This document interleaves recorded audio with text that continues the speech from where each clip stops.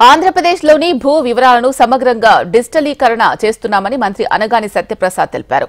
మీ భూమి మీ హక్కు పేరుతో భూముల డిజిటలీకరణ ప్రక్రియను వేగవంతంగా పూర్తి చేస్తున్నామన్నారు. విశాఖలో నిర్వహించిన రెవెన్యూ జోనల్ అధికారులతో సమీక్షించిన ఆయన మీడియాకు వివరాలు వెల్లడించారు. భూ సంబంధ సమస్యలకు ఎక్కువగా విశాఖ పరిసరాల్లోనే జరిగాయని ప్రస్తావించారు. రాష్ట్ర వ్యాప్తంగా 6680 గ్రామాల్లో రెవెన్యూ సదస్సులు నిర్వహించి భూ సంబంధ సమస్యలను తెలుసుకున్నామన్నారు. అధికారులు అందుకున్న భూ సమస్యలను ప్రాధాన్యమిస్తామని పరిష్కరించి రైతులకు ప్రయోజనం కలిగే చర్యలు చేపట్టామన్నారు. 150 గజాల లోపు ఉండే పేదల భూముల్ని ఉచితంగా క్రమబద్దీకరిస్తామన్నారు.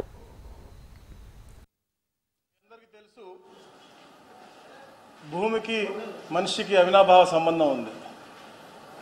మనం నేల తల్లిగా భూమాతగా మనం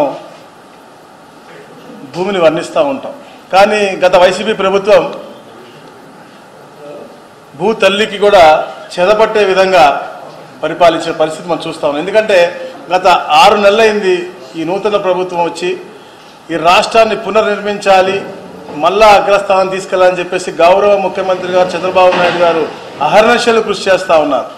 అయినప్పటికీ కూడా కేవలం రెవెన్యూ అండ్ రిజిస్ట్రేషన్స్కి దాదాపుగా 90,000 గ్రీడ్స్ వచ్చాయంట. అంటే టోటల్ పీజీఆర్ఎస్ పెట్టింది మేము జూన్ 15వ తారీఖున గవర్నమెంట్ ఏర్పడిన తర్వాత మేమందరం మంత్రివర్గంలో ప్రమాణ స్వీకారం చేసిన పక్క రోజు మేము ఈ పీజీఆర్ఎస్ స్టార్ట్ చేస్తే 1,40,000 గ్రీవెన్స్లు రిజిస్టర్ అయితే 90,000 రెవెన్యూ అండ్ స్టాంప్స్ రిజిస్ట్రేషన్లో, దాని 70,000 కేవలం రెవెన్యూలో వచ్చినాయి.